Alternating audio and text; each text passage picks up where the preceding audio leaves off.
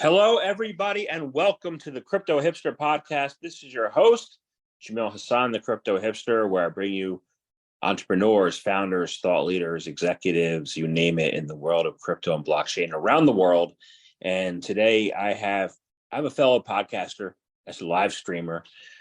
He actually is a consultant too. He's done a lot of things in crypto and blockchain, and I've had the pleasure of being on one of his shows before.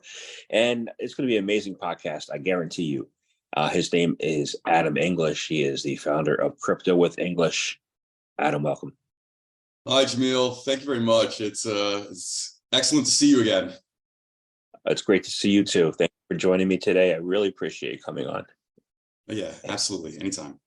Awesome. So let's kick things off. And the first question is what is your background, and is it a logical background for what you're doing now? Sure, that's a great question. And, I guess I'll start from the top as far as what I'm exactly doing now. So I'm a Web3 keynote speaker in Europe, Middle East, United States. I'm also a blockchain consultant and subject matter expert. I'm a Ethereum smart contracts developer, i.e. Solidity. And I believe I'm mostly known for, I'm a podcast producer and host of Crypto with English, as seen on Spotify and Apple, and also across other platforms. As far as my background, that's a very good question. So I don't originally come from tech. I am a law school graduate. I clerked for a family court judge, and then I decided that I really wanted to apply, you could say, my efforts, energies into something I'm genuinely interested in. And I think it was a hard conversation I had for myself to kind of say, hey, listen, law really isn't my passion. So I thought to myself, like, well, if I could sit in one place and study something for 20 hours that I'm not particularly interested in, what if I apply that towards something I am genuinely interested in? So over the years, especially like 2018, 2019, and you get to 2020, my interest in Web3 technology was growing greater. So when the lockdowns happened, I literally, just being in New Jersey at the time, I literally had a lot of free time, and I locked myself in my home office, and I went on this certification earning frenzy. And then I reemerged about 90 days later, and it was 50 plus certifications. And by the way, this was things that I was not familiar in, and nor did I have a background in. However, I really wanted to A, test myself, and B, I thought, well, if I'm going to put myself out there, I want to do it in a way where, at least to my standard, I feel competent and comfortable, talking about these things. And, you think about, well, what makes somebody competent in a space? It can either be by, let's say, how much money you've earned, outwardly speaking, or it can also be by testing. So I started by testing to see, like, listen, do I have the chops to learn any of this? So that was essentially how the journey went. So, to your question, I would have to say yes and no as far as my background, because originally, no. But I will say, if anything, if you're in law school and let's say you graduate and you're not into it, I would say to anybody, if you're looking to go into a different field, you can, and be comfortable, at least in knowing this, that if you're, let's say, starting in law school and you want to go into tech, or you want to go into healthcare, or any other type of field, what law school does prepare, it gives you essentially the test taking ability to cram, to memorize, and study. So if you're a person and you're graduating, you have some sort of existential crisis, like, oh, I don't really want to practice law. Don't look at it like the end of the world. In fact, you may actually have a certain edge that you can apply to something else. So that would be my answer. So it is actually, in essence, yes and no. Wait a minute, you said, and I'm baffled by this, right? You said 50 certifications in 9 days. I thought of Oh, 90. Sorry. I don't know if we cut out there. Yes. Okay. Wow. I was going to say I had to apply. I had to nominate you for the Guinness Book of World Records, but 9. Okay. Yeah. So that's awesome. So congratulations. Thank you. I think I might have had some. Oh, I'm back. And can you still hear me?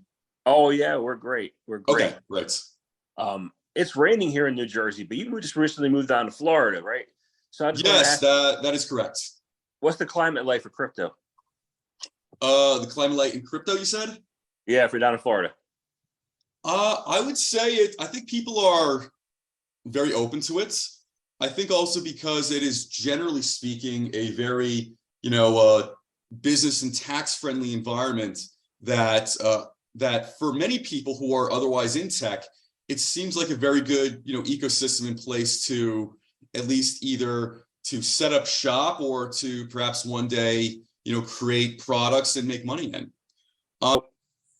You just launched season 2 of Crypto with English, right? Yes, that is correct. And what should we be looking forward to in this new season? And what do you think really worked well in season 1 that you're going to build upon? Sure. So for season 2, we're going to be adding a few more rails to this, scaling upwards and things like that. So what does that mean exactly? So we're going to have affiliate partners, we're going to have brand partnerships, we're going to have premium content on Patreon and similar platforms as well. We're also going to have online courses to break down and otherwise educate people on what a lot of these, nebulous terms are in blockchain, because I've always felt this, half the battle is the messaging. And I feel that if mass adoption is to ever happen, there has to be a mass message to articulate really a lot of these, new topics and these, new types of, information. So, for instance, there is still this big, mishmash kind of conceptual mix-up between Bitcoin and blockchain. I think if you're otherwise speaking to people who are not involved in it. And what I would say is a lot of times the information isn't explained very well. So if you were to walk down the street, maybe if you go to some sort of mom and pop shop, and if you're, let's say, talking about Web3, most of the time, Bitcoin and blockchain are conflated, where people, if they have heard something about it on the news or radio or whatever, they're going to say it as almost the same thing. Oh, that Bitcoin blockchain, that blockchain Bitcoin, like something to that effect. And I think half of it is the fact that you have information where it's either so academic, I think even people in the space will be like, listen, this is exhausting. And then on the other hand, you have parties putting out information where you have a lot of these get rich quick kind of schemes out there.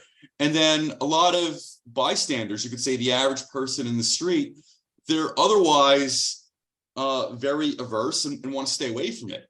Nobody wants to be a mark, and nobody wants to get tricked into something where, they're that person who got nabbed in some sort of get rich quick scam and, they lost a lot of money. I don't think anybody wants to be a victim, especially a victim of a financial crime either. And let's be honest with ourselves, there's a lot of dubious actors out there in Web3. I think for as many well-meaning actors in Web3 that there are out there, you can have as many, if not more, dubious ones out there with the numerous examples over the past few years.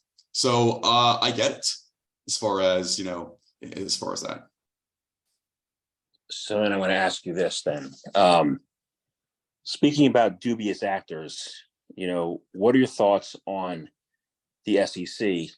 Recent yesterday announcement that, they're suing Binance and they listed 12 random coins as securities. Who's the bad actor? Well, that's a good question. I would say, and this is from my professional observation, I think part of the problem in the US is that a lot of crypto culture is celebrity driven. So what do I mean by that? Well, look at FTX. And, one of my favorite nemesis is out there, Kevin O'Leary. If you look at how FTX went, and you looked at all the money that they poured into having these very, flashy, colorful celebrity endorsements, that is in many ways how a lot of people lost money. You'd watch the commercials, and I think I think Steph Curry was on one of them. You see the commercials. And then, celebrities are being massaged into into some kind of subject matter expert. Now, Jamil, I don't think you or I would necessarily ever take it that way. But listen, it doesn't matter. most people are going to watch that and they're going to feel like, okay, if this project has that kind of money in it and has these kind of figures coming on it, essentially putting their seal of approval on it, then it has to be legitimate and credible. And listen, reasonable minds, that makes sense, actually. So I think the problem isn't necessarily, I think solving the problem isn't necessarily going to be, okay, you're going to start, let's say, going after exchanges. Now, don't get me wrong, not every exchange is culpable, but I wouldn't say all exchanges are angels either. I think the part that needs to be resolved is the fact that there is so much celebrity money and influence in cryptocurrency in this space. You remember Kim Kardashian, and you could almost say contemporaries like her last year in a lot of these NFT kind of like pump and dumps. Now granted, I believe she ended up having to pay a fine for that, much like I think, similar ones as well.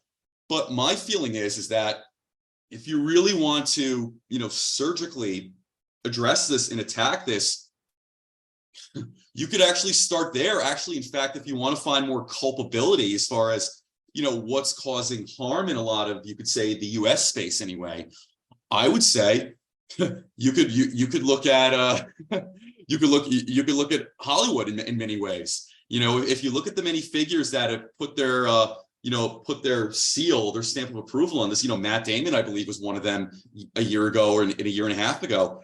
You could actually, start there. And I think also another thing with, with that as well, is the fact that,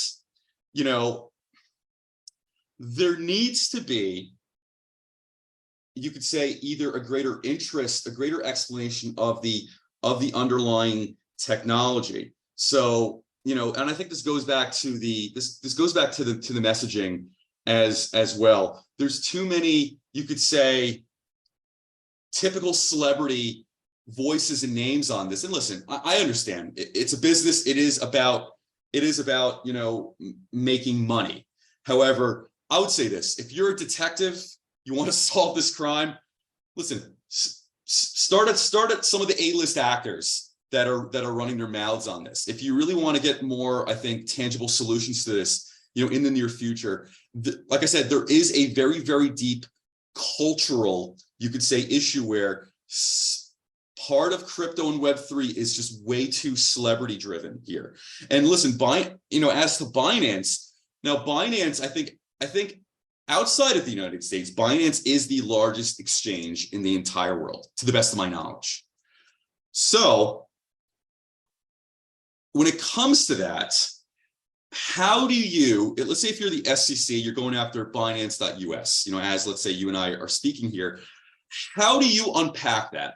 That is essentially, from a practical purpose, the largest exchange in the entire world. So if you want to, let's say, create a funnel, from, you could say the broader to the narrower, from, you could almost say most culpable to least culpable, most responsible to least responsible. I think as far as just pure effectiveness, that is going to be a very big omelet to make, as far as really understanding who, let's say, who bears more responsibility, who bears less responsibility. And listen, a lot of taxpayer money will be going into that, and I think that should be a very, important consideration. I would say, if the SEC wants to solve problems here, you could look at some of the commercials for some of these exchanges that come out.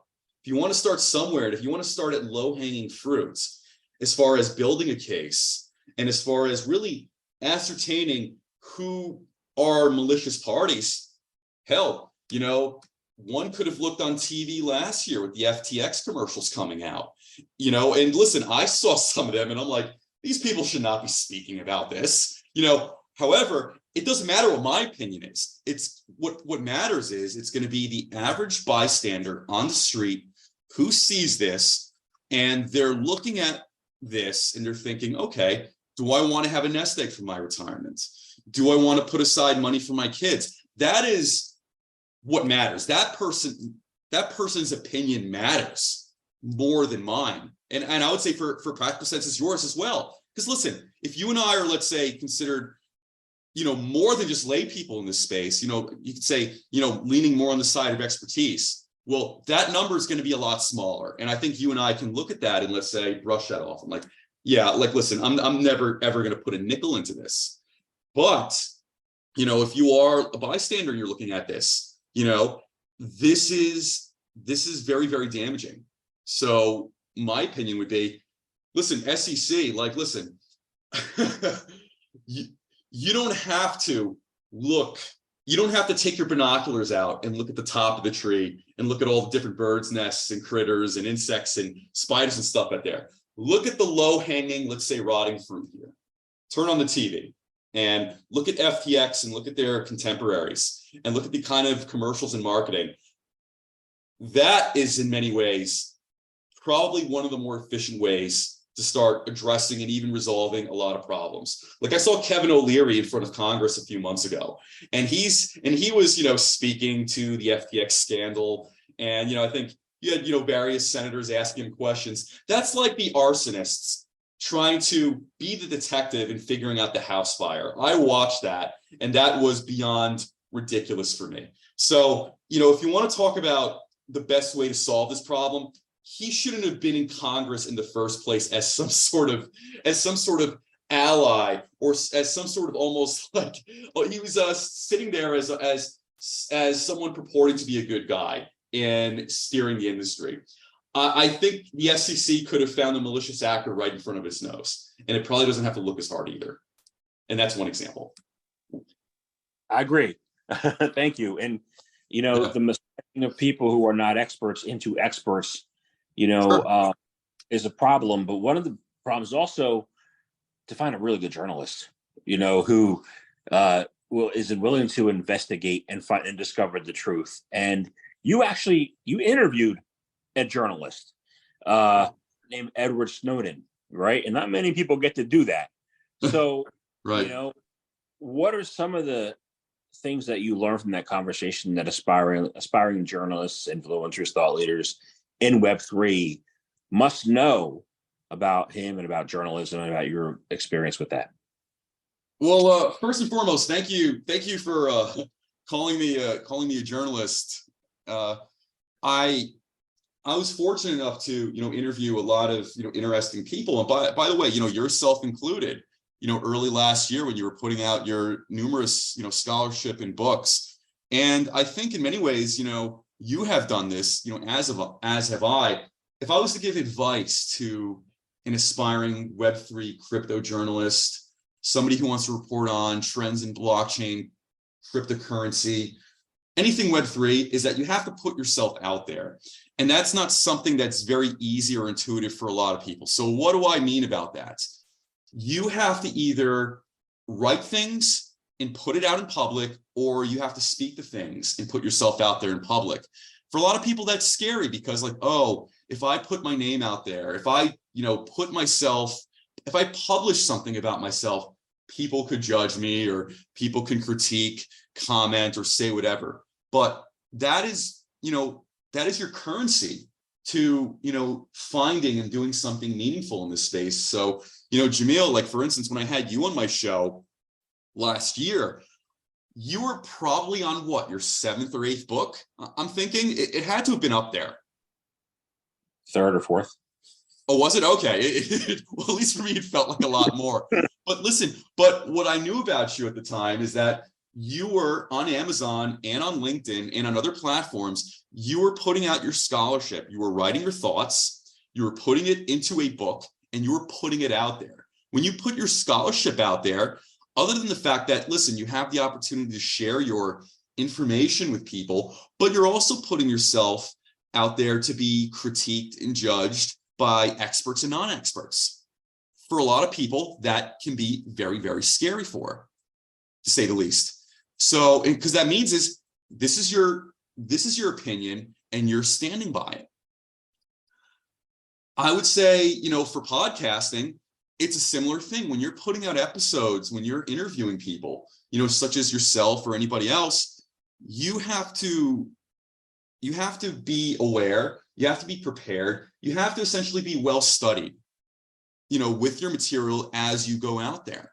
Because listen, other than the fact that it's just a conversation between yourself and a guest, other viewers are looking at this and they're both experts and non-experts. So one of the things you have to be aware of is that when you're speaking, you want to be both sincere and credible when you're speaking out there. Because otherwise, I think if you don't have those two, why would people otherwise want to either listen to you on a podcast or, let's say, read one of your books? So for me, when I first started this about a year ago, I didn't really know much about podcasting or creating content or, understanding how things went viral. All I effectively did was I taught myself how to create a software setup like you of how to live stream. And I said, listen, I'm going to take a swing at this and let me see where this goes. So I kept, at least on a consistent basis, I just kept putting myself out there more and more and more. I had on a weekly basis anywhere from 1 guest to up to 6 guests. So, it was essentially a game of numbers. And as time went on, I would be contacted by conference organizers, Web3 Summit, organizers as well. And you'd be surprised about how many people will see your stuff. Now, listen, at the time, I didn't have anywhere near the crazy amount of numbers that, you and I have seen of other influencers or podcasters out there. But you can never underestimate the value of who is watching your material.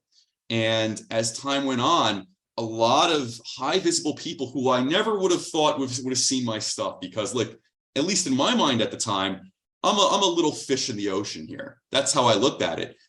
But people talk. So, when either you put something out there, Jamil, or I do, it may not be the CEO of a company necessarily who sees it, but it's going to be their assistant. It's going to be a middle manager. It could be an intern, and they're going to see something interesting, and then they're going to talk about it with everybody else. So the ripples that come from this are far-reaching than you and I could think. And they're a lot more significant, and they can go to places that you or I can't even conceptualize. So, to your question, Edward Snowden, that was something I never expected in my wildest dreams to happen. Especially I'm doing this for, at the time, less than a year. And I thought to myself, it's like, listen, award-winning journalists didn't even get to do this. And I'm not saying this to gloat. I'm actually saying this as a motivational piece. Put yourself out there. You will never know as far as how far-reaching your efforts will be. And I would say to anybody, don't think that anything you do in this space doesn't matter. Even if it's small, we all start at zero in many ways. There is a value to the old quote and adage, essentially, keep trying. So that opportunity in many ways was a result of me, by the way, not being an expert in at least social media or content or publishing, putting myself out there consistently. And as time went on, and there's a lot of serendipity in this, I believe too. And by the way, not just for myself or anybody, but you'll never really understand, at least not until later, where the ripples go. So because I kept putting out episodes, I kept getting more and more visibility by, or at least I started to receive the notice of more and more Web3 organizers. So I got invited by one called dApp. They're a company out of Germany. The organizers were the ones responsible for the Blockchain Oracle Summit in Berlin, Germany. So last year I went to Germany twice. I went to Berlin twice. So it was actually on my second visit to Berlin, Germany, I actually had the opportunity to interview Edward Snowden. And I got to be the moderator on this panel, which was essentially the cherry on top, or you could say almost the event of the night. It was the last event. It was the last panel. And I got to speak with him. And speaking with him was for me, a one in a lifetime experience. And this was somebody who, listen, he is the famous whistleblower, but I think whether you agree with him or not agree with him here in the United States, I think you at least have to be able to appreciate, I think this is somebody who put it all on the line for their ideals or beliefs. And this is somebody who is a highly intelligent, highly talented, individual in his field of data privacy, of computer and internet technology. So hearing his answers to the questions are very much not something you're going to get on, your usual nightly news. In fact, one of the interesting things that he mentioned, this was a question I'll go over the question I asked him. So I said to him, if you can compare today's issues within the internet, today's environment, to any type of cinematic or literary masterpiece, in modern history. So listen, I love movies. So I said, listen, I threw a few out there, like, Blade Runner, for instance, Johnny Mnemonic, some of the cyberpunk stuff. And also, I also alluded to some of the literary stuff like 1984 and whatnot. I said, to Edward Snowden, what now feels most similar to that? And what he actually told me was, it was Aldous Huxley's Brave New World, where he said that he feels like people are essentially entertaining themselves to death. And I thought about that, and I said, there is a lot of truth in that. And then, he expanded upon that a little, and he said, one of the big issues is that the way the internet is being built, it's being built in a way where it's advantageous to the institution and harmful to the individual. And in fact, I have that clip out there. And, I think he hit the nail on the head in almost everything I asked and all the points that were made. So, you're dealing with a very sophisticated, very introspective, but you could almost feel he's a very, deeply introspective, very, very sophisticated. But listen, for whether you agree with him or not agree with him, I think a very well-meaning, individual as far as I think what his stated beliefs are. He wants to have essentially a more democratic internet, a more transparent internet. So, I think objectively, regardless of the speaker, I think everybody would like that. We would like to have essentially a type of Web3 environment where institutions are transparent, where there is clarity, where there is consistency with things. And I think a lot of the things he did say are things that most people would want. Like, yes, we want our institutions to be favorable to the individual, not harmful. We want our institutions to be more transparent, not, not more opaque or secretive. And when he was stating that, the internet or Web3 or kind of the internet, generally speaking, is advantageous to the institution, we have contemporary examples of that happening in front of us all the time. And in many ways, as individuals, we're like bystanders as all of this happens. Most of the time when this stuff happens, there is this kind of like, well, what can we do?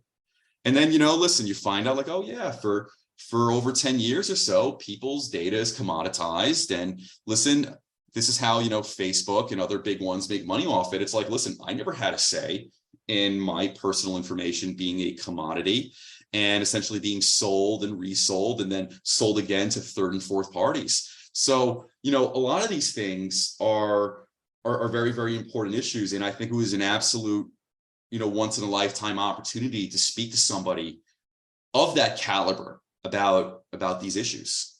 So I would say to anybody, as corny as it sounds or as cliched as it sounds, keep putting yourself out there. And I would say this, do not listen to naysayers. I think even this, regardless of what happens in your life, if your heart and mind are in alignment with this, and I'm not trying to say this as some sort of like, cliched life coach stuff, but if you're to sit down with yourself and be honest, and if you tell yourself, I really want to do this, I want to be a crypto journalist, I want to be a Web3 journalist, then I would say this, then you put your absolute heart and soul into that, regardless of what happens. Listen, Jamil, I'm sure you could speak to this too. there are going to be people along the ways who will say or do things to deter you, to think that, hey, listen, you're nuts, you should be doing something else, or, this is not going to go anywhere. I say this, don't listen to them, because they don't know what they're talking about.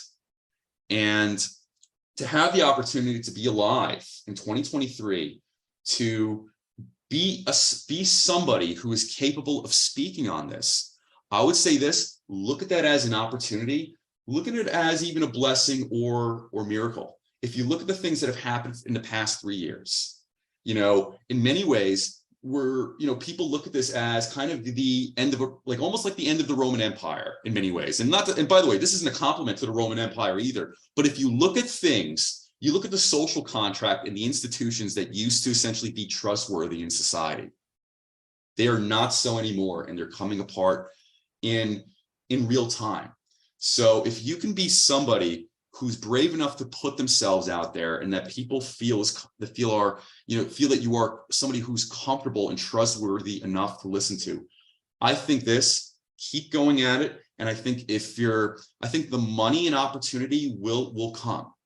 And I will say, I think one of the highest ideals is where if you believe in something and you truly live out that ideal. If you have a philosophy about something, whether it's about your life, your relationships, your outlook on the world, if you're brave enough to actually live that, and listen, take the spears, take the slings, take the bruises, and take the gashes and slashes, keep going.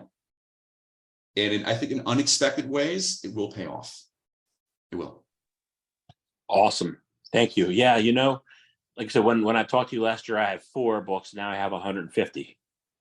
All right. And the most, what I get from most people is how much they hate the title. And then I go to Amazon to look for the book sales, and no one buys them. Or few people buy them, but the people who are complaining didn't buy them. So I'm like, you know what you said doesn't matter. Right. It doesn't. And listen, I see your stuff pop up on my Amazon feed, or at least those Amazon emails. Listen, because they're saying they don't like your titles, people are looking at it. In fact, I would say to your credit, and I think this is by virtue of algorithms, and I think the way Amazon has their things programmed. If you Google, and I would say this to anybody, if you, let's say, Google or Amazon search cryptocurrency books, Jamil Hassan comes up. So when I, periodically, I will go on Amazon and I'll say, like, hey, listen, let me go check out a book. You do come up on the first page as an author and as an authority. So, there is a currency to even people having, one opinion or another about the titles of your book. And I would say, in fact, I actually like the titles of your books. I remember when I had you on my show last year.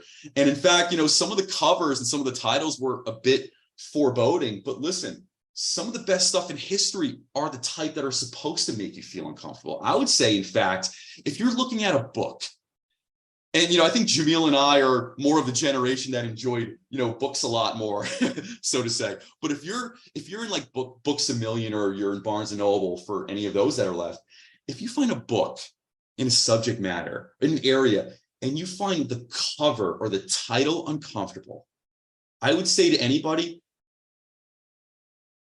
yeah, you know what? You can judge a book by its cover. If it's uncomfortable, there is something interesting in there. More often than not, I'll tell you this. If I've come across a book in the library and there's something about it that's made me uncomfortable, you know what? Let me take it off the shelf. Let me look at the first 20 pages and see what this is about. So, Jamil, in my opinion, I think by the sheer numbers, as you do this, you're going to be getting a lot more traction than you think. And I think if people are already telling you, oh, I don't like your title, I don't like this or that, I think you are doing something right. And I think you need to lean into that. In fact, I think for what you're doing, that might actually be your signature. That might be your trademark. The uncomfortable, or the unpleasant, or maybe even the too long-winded, titles. People will associate that with you. And I'll tell you this, in my opinion, if you did a 180 and you had these very simple 3-sentence or 1-worded titles, I think that would actually cause more damage, in fact, because then people are going to be like, who is this guy? like this is Jamil Hassan. I'm waiting for his new blockchain book. What is with this, status quo, office friendly kind of cover and title here? Seriously, like I think what you've done with the presentation, I think that's your thing, and I think if you lean into it more, you're going to end up finding out there's a lot more admirers of that than detractors, in my opinion. Thank you. Thank you. We'll find time, so I'm not going to quit anytime soon, or ever. So let's talk about uncomfortability. I do want to change the topic a little bit, because you said you're a Solidity developer, and you walked out and you talked about security a little bit, and you have some background in blockchain security and governance, right? Sure. And there has been some unethical actors recently, especially with the most recent atomic wallet hack, right? Right. And I wanted to find out what your thoughts around that and what needs to be happening, not only from an influencer perspective, but from a technology perspective, more comfortable. And listen, so I've heard of the atomic wallet hack, and I believe it was like over 33 million was effectively stolen from the atomic wallet hack. So to this point, yes, I can speak to this from both an influencer, and I don't call myself an influencer, but listen, I've at least had the opportunity where people feel comfortable to call me that. So listen, if people will call me that, I'm fine if they wish to call me that. So from both an influencer and a more technical point of view. Now, I wouldn't call myself the greatest smart contract Solidity developer in the planet, but listen, I can at least offer an opinion on it. So I would say this, from an influencer point of view, for Atomic Wallet, I would say this is certainly a terrible look, without a doubt. This is one of seemingly countless hacks between now and the past almost three years. And also, given the amount of money that was taken, I think there had to have been a lot of developers asleep at the wheel for that. That is in my opinion. And I think this, whether you're a lay person or whether you're an expert, I think you can look at that and feel, you know what? Typical, right? People are going to kind of scoff and like, yep, typical. An expert can say that. An expert's going to, like yourself, typical. So I would say from a more technical point of view, listen, one of the main issues I have seen out there is the fact that a lot of wallets, a lot of crypto exchanges are built on a very typical Web 2, yesterday's internet model. So a lot of crypto exchanges, a lot of wallets, they do not exist on a decentralized network. They don't. They exist on a centralized network. The centralized network is what 99% of the internet is. It is what we have been using for over 25 years. So I would say the typical ways of, you could say, hacking, the typical tools and methodology, they still very well exist. So you have like the 51% attack, you have other things like that. So I would say, because most of even the, okay, maybe let's not say most, because many of these things in Web 3 are actually existing in a Web 2 universe, I could probably objectively say they are still vulnerable to a lot of, you could say, well-known, tested hacking methods. So I would say, if there was advice, I would say that the oracles are probably going to, and I'll explain that in 1 second, the oracles are going to have to be something that need to be strengthened and fortified. So what are oracles? So oracles are essentially third-party programs that connect two separate pieces of, you could almost say, programming or software that exists. So for instance, oracles are used where if you're let's say if you're a cryptocurrency exchange, you exist on Web 2. You would use an oracle, essentially a third-party type of programming to connect to something in Web 3. So that could be a decentralized wallet.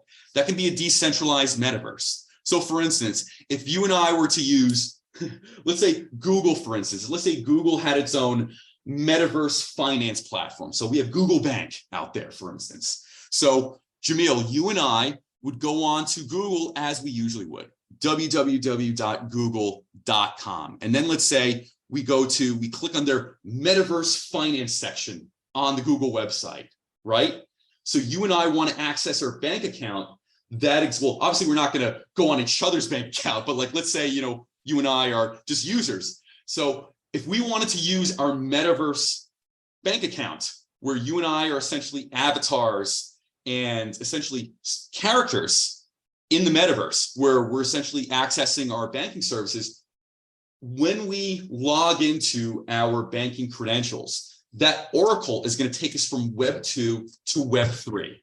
And then for instance, we would be able to see we'd be able to access and use our bank account services and tools and currency in the Web 3 universe that way.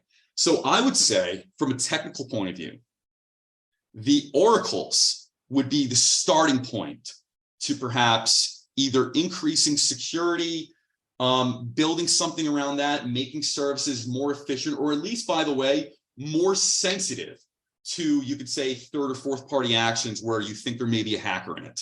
So I think because a lot of the foundation, let's say if this is a layer cake or a house, a lot of the foundation of this house is still very antiquated. And I think listen, I don't know the ins and outs of Atomic Wallet. I have had an Atomic Wallet account before. I didn't really use it very often, but the experience for me personally felt very Web 2 instead of very Web 3 instead. Yeah. I kind of get the same thing about the oracles. I don't think everybody in the industry is there yet, and maybe someday they will be, but yeah. So, but you did mention something else. You mentioned the metaverse, right? And a lot of people have said that the metaverse and NFTs are dead. And I don't agree with them, but I wanted to find out your take on, what you think the future of the NFTs and the metaverse are. Sure. So that is a very good question. I think to most people, as far as either both popularity and I think to a lesser extent interest, they are dead, as in the fact that they're not the hottest thing right now.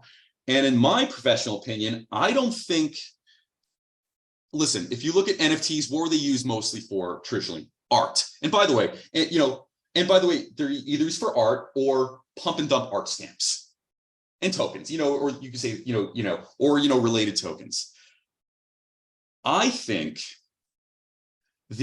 both the interest in NFTs, both the interest and enthusiasm of NFTs will return, but not in art. It's actually, I think, going to be in metaverse finance. And in fact, I wrote an article about this last year for a Brazilian publication called Block News. And my opinion is that in metaverse finance, and this is going to be another topic I want to talk about, NFTs will operate actually a bit more as utility tokens for services within the metaverse. And that, by the way, that could be in banking, that could be in gaming, that could be in records management.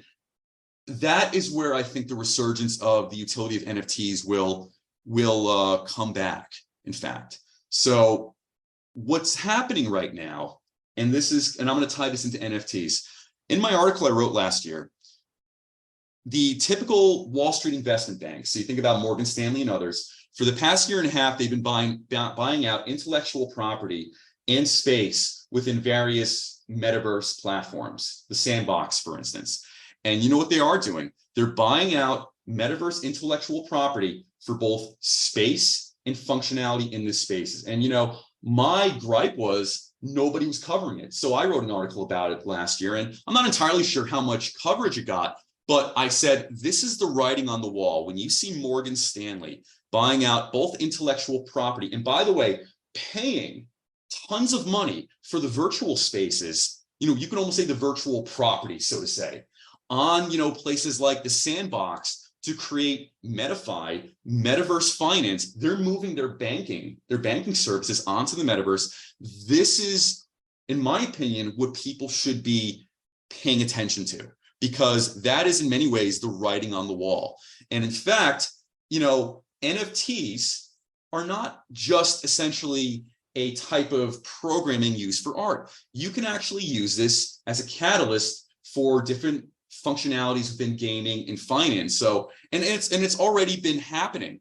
So you're going to see, and this is my prediction, you're going to see the resurgence in both interest, functionality, and enthusiasm in NFTs, just in probably more finance, instead of just the usual art or the the shitcoin sphere or the meme coin sphere that I think in many ways we have traditionally seen a lot of this in. And in fact, another trend that a lot of people don't talk about is earn to play. In many parts of the world, in Southeast Asia, in continental Africa, and parts of Latin America, one of the biggest technological trends is playing to earn. You play online games, and by the way, you earn money in return. You either earn fiat, but most of the time you're earning cryptocurrency in return. Now, in places like the Philippines and in places like continental Africa, this is the biggest thing in tech trends among the youth. People are playing essentially computer games all day and earning an income from that. I've had many guests on my show come to that. I have many guests on my show who are in charge of those projects. So, you look at what the writing on the wall is. You can see what's going to be going on tomorrow. And in fact, a lot of NFTs have been created where these are now power-ups. They're skins, they're costume skins, they're weapons and equipment in games. And you know what? That is a much higher use and utility of NFT tokens, because in these play-to-earn platforms, when you're essentially playing these Web3 blockchain games, you're earning power-ups, you're earning weapons, you're earning armor. Those are actually NFTs that you're earning. And after you earn those power-ups, like let's say you're playing Dungeons and Dragons or Diablo or something like that, in Web3 gaming, you can flip those and you're selling those to your other fellow players in the universe as NFTs. So listen, it's incredible. And I think people should appreciate and pay attention to that more. So I'm going to return to a question I asked you very early on about the one about Binance. Yes. The SEC has listed 12 tokens, random tokens as securities. 3 of them are Sandbox, Polygon Matic, and Axie Infinity. And those 3 are the ones that are used in these play to earns and metaverse games. Sure. So what do you think? Do you think it was just a random list by the SEC, or do you think there's a reason here, because the writing's on the wall, of picking those particular tokens? And if so, does this make all NFTs and metaverse playing and gaming securities? That's that's a very, very good question. I guess if I was to say, first off, the SEC is a regulatory body that exists within the United States. So as far as a jurisdictional issue, it would be a difficult thing to, let's say, put the kibosh on all, let's say, Binance tokens, Polygon, or Axie, either tokens or NFTs, where I think a lot of these things exist outside the United States. This is just my analysis. It's not legal advice or anything like this. I'm just trying to logically unpack this. I would say for them to go after those, I don't think it's accidental, but I do think it is sloppy. I think by going after those 3, and I'm very familiar with all 3 of those, I think it's low-hanging fruit, because probably between Polygon, Binance, and Axie, those are probably the most 3 popular gaming tokens that are out there within Web3 metaverse gaming. So for me, it's like, okay, it's low-hanging fruit. It's kind of easy to grab those, so to say. I don't know if I don't think it's necessarily the best way to ascertain, you could say, where the true, bad actors are. And if I was to look at this on the other half of the spectrum, if I was a hacker, if I was a computer hacker and I was looking at that, I'd actually be very happy, because then I'm thinking, like, there's not a lot of sophistication or forethought if you're going after those 3, because those are probably among the 3 most popular. So I'm like, okay, you guys are essentially, you guys are essentially taking the path of least resistance as far as either a due diligence or investigation. So if I was a hacker, if I was to look at this, I'd be like, you know what? looks like I got time. Looks like it's going to take them a while to do this. That's how I would look at that as, in many ways. Makes sense. Got it. Okay. So then I wanted to have one more. Sure. I wanted to return to what you said about the oracles. Yes. So in 2020, I'm sitting there on the beach with my Chainlink and Aave tokens, and I'm making $15,000 a day for a few days in the summer because I have these tokens and like this DeFi summer, right? Right. And so DeFi's kind of died down with FTX, with Celsius, and everything. Prices went down the drain, but they're going to come back because they're needed. What do you think the future of DeFi is, and when's the next DeFi summer coming? Oh, well, that's a very good question. I think with 2020, there's a unique whirlwind of events, especially with the COVID, with the lockdowns, and then I think with various other events in cryptocurrency where you saw essentially Bitcoin as low as, I think I'm saying 3,700, and then it jumps all the way up to over 25 that year, give or take.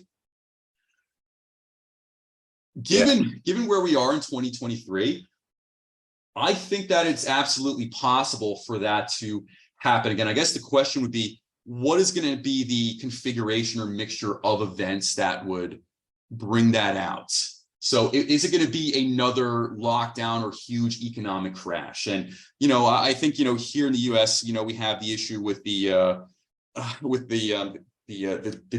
debt default deal and whatnot, and how that will play out given what both halves of Congress are going to do and how they're going to play it. I think if there is another, and this isn't advice, but I guess if I was to look at what happened in 2020, if we have another huge economic crisis, and let's say upcoming, presumably recession or depression brings that might usher in the next DeFi summer, because I do think consumer confidence, and by the way, not just consumer, but just overall global confidence in the US dollar will continue to drop. And that is going to be very, very unfortunate. And in fact, one of the things that I found interesting is that, Saudi Arabia no longer requires countries to buy petroleum in US dollars. So, when that came out, and I think that came out about 2 months ago, I was very surprised about the lack of reporting on that, because that essentially has been an agreement between the US and Saudi Arabia since the end of World War II. And in many ways, that was a huge catalyst in why the US dollar has been strong for so long, because every country who buys petroleum from Saudi Arabia, doesn't matter if it's even China or Russia, they have to do it in US dollars until recently. So for me, given that event, and given what the US, debt default deal will play out, if you could say the shit hits the fan as to the events that come out from that, I think that could lay out the groundwork for another, DeFi summer. So if you're in cryptocurrency, if you're mostly bullish, and let's say most of your finances are in crypto or in decentralized finance, generally speaking, that could be advantageous for you. Now, granted, I don't want the US economy to crash. I don't think, you do either. I don't think most of us do. I think, in fact, in many ways, I think we would like to have kind of the social contract and promise and trust in the institutions where currency and, inflation, all these things are stable, where you can essentially have easy upward mobility and comfortable middle classes. I think in a perfect world, we would all like to have, that type of country. However, practical reality is, because of these two major events that I've talked about, if things get super bad again, where it causes a crash, that may end up being a rampart for a DeFi summer. And in many ways, when we had the first DeFi summer, if we're to look at 2020, if you look at the buzz out there in social media, why people got into Bitcoin, why people got into cryptocurrency, it's because they lost trust and faith in the US dollar. If you're talking about, let's say, American voices, because they lost faith and trust in the US dollar. And to be honest, logically speaking, it made absolute sense. You're talking about college graduates. You're talking about people who are older than that. It's like, listen, if you're, let's say, I think this, if you've been working, if you've been in college and you graduated, or if you've been working for over 20 years, if you're in this climate, what are you supposed to think when you're seeing this happening? You see COVID, you see the lockdowns, you see the US dollar, you see all these things going on. Realistically, to people, whether they're in their early 20s, whether in your late 40s, early 50s, how are you supposed to feel when you see this? And if you're, let's say, the status quo talking heads, why should you be surprised that so many people are leaning hard into DeFi?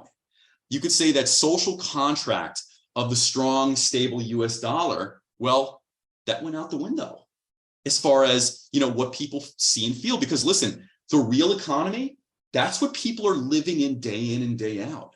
To talk about this in the United States, where like 1 in 5 kids go hungry every day, where over 80% of Americans wouldn't even have $500 if an emergency happened.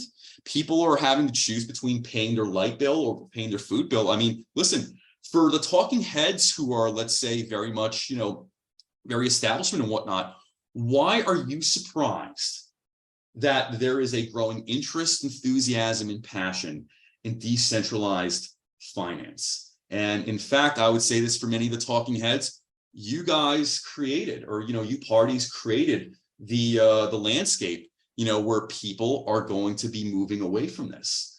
And with what I'm seeing right now, if there is another DeFi summer, I really wonder if it's going to be longer than the last one. I do wonder, because now the economic conditions, I think, are even more fragile in many ways. And what does that mean for the future of the US dollar? Now, there is central bank digital currencies, which is like a totally, that could lead into another rabbit hole. I know we only have a few minutes left. I think if there is a second one, it could be even more explosive than the first one. It'll be interesting to see. Yeah, thank you. Yeah. Well, this has been a wonderful conversation, and time flew by, and I love talking to you. So this is likewise, Jamil. I love talking to you. And listen, we'll talk later because I want to have you on my show as soon as possible as well.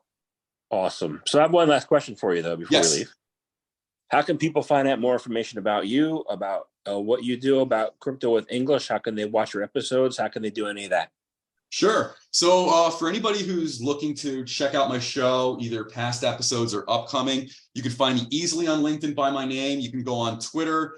You can go on Instagram. You can go on Facebook. And you can also find my show on both Spotify and Apple Podcasts. You type in Crypto with English, I come right up. Awesome. Thank you very much for your time today. Thank you, Jamil. And listen, as usual, it's an absolute pleasure to speak with you. I think you're an excellent interviewer. You always ask very insightful questions, and you listen. I think you're kind of like playing 4D chess when you ask your questions, because your questions are very thoughtful, and even they surprise me, and it keeps me on my toes. So I always appreciate about you. I always appreciate that about you, Jamil. So I thank you very much on that, and I'll be looking forward to catching up on your latest scholarship and books. Awesome. Thank you very much. Have a great day. Thank you. All right. Take care. Bye. Bye.